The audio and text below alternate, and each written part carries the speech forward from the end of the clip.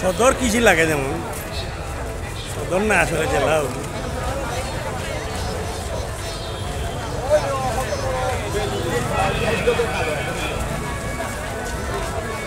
ভাই ভাই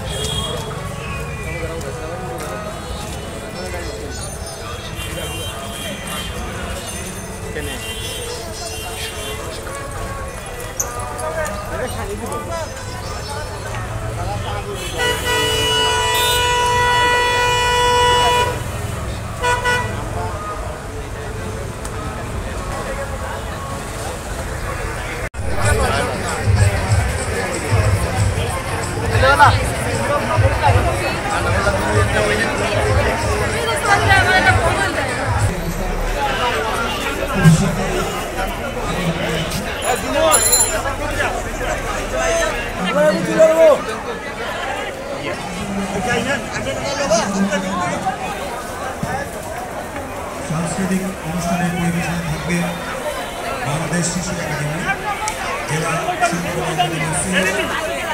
শিল্প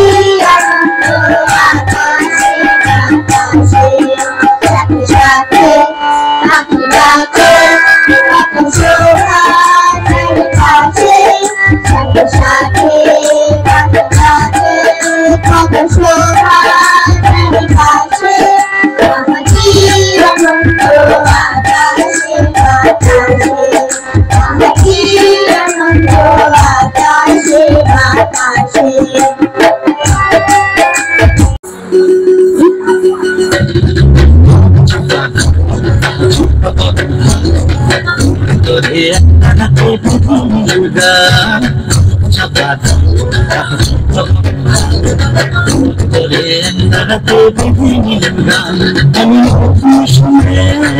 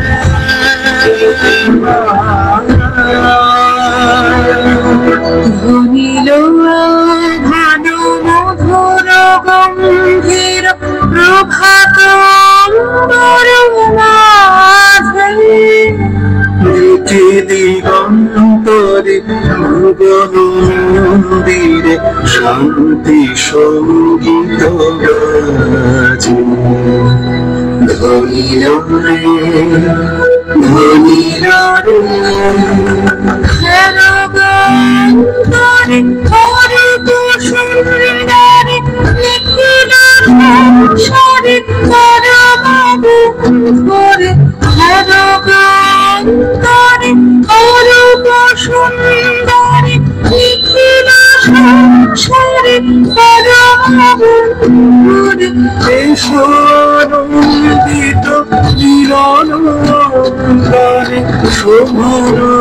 পরবর্তী প্রথম এই পহেলা বৈশাখ উদযাপিত হচ্ছে সর্বস্তরের সকল মানুষের অংশগ্রহণে আনন্দ উদ্দীপনার মাধ্যমে পহেলা বৈশাখ উদযাপিত হচ্ছে। আমরা মনে করছি যে নববর্ষের যে এই আনন্দ বার্তা সবার কাছে পৌঁছে যাবে এবং আমরা সবাইকে নিয়ে সম্মিলিতভাবে এই দেশকে এগিয়ে নিয়ে যাবো। ধন্যবাদ। ঠিক আছে, গরুর গাড়িকে আমরা সামনে নিয়ে এসেছি, আমরা যাতাকে সামনে নিয়ে এসেছি, লাঠি খেলাকে সামনে নিয়ে এসেছি, আমরা আমাদের বিরক্ত প্রায় যেমন কাবাডি খেলা সেটিকেও বিভিন্ন জায়গায় সেটিও হচ্ছে, বলি খেলা যেমন চট্টগ্রামে জব্বারের বলি খেলা হয় সেটি আমাদের সংস্কৃতির অবিচ্ছেদ্য অংশ। সুতরাং আমরা এই সব কিছুকে আমাদের নিজস্ব সংস্কৃতি হিসেবে আমরা তুলে ধরছি এবং আগামীতে ইনশাআল্লাহ তুলে ধরবো। আমরা বিশ্বাস করি এভাবে বাঙালি জাতি, এভাবে এই ভূখণ্ডের মানুষ তাদের স্বতন্ত্র সংস্কৃতি নিয়ে আগামীতে এগিয়ে যাবে এবং সেই অগ্রযাত্রায় আমরা সবাই অংশগ্রহণ করব। এই দেশটি আমি সবসময় বলি যে আমরা এই দেশটিকে সকলের জন্য একটি দেশ হিসেবে সৃষ্টি করতে চাই এবং আমরা অগ্রসর হতে চাই। যারা অগ্রসরতার পেছনে অথবা সামনে থেকে যারা বাধা দেবেন তাদেরকে আমরা অবশ্যই চিহ্নিত করব। আজকে বিভিন্ন রকমের ষড়যন্ত্র, বিভিন্ন রকমের নাশকতামূলক কার্যক্রম হয়েছে, আমরা এই নাশকতাকে ঘৃণা করি এবং নাশকতার সাথে যারা জড়িত ছিলেন এবং আছেন তাদের অবশ্যই আমরা বিচার করব, আইনের আওতায় তাদেরকে নিয়ে আসা হবে। আমরা মনে করি এই সর্বজনীন উৎসবে অংশগ্রহণের অধিকার সকলের এবং এইভাবেই আমরা সামনে ইনশাআল্লাহ এগিয়ে যাব। আজকে আমার মনে হয় সাংস্কৃতিক অনুষ্ঠান হবে, এখানে বিভিন্ন সাংস্কৃতিক শিল্পী গোষ্ঠী যারা রয়েছে, শিল্পকলা একাডেমি অথবা শিশু একাডেমি অথবা অন্যান্য ব্যানারে যারা অংশগ্রহণ করবেন, আমি মনে করি তারা বাঙালি সংস্কৃতিকে উপস্থাপন করবেন।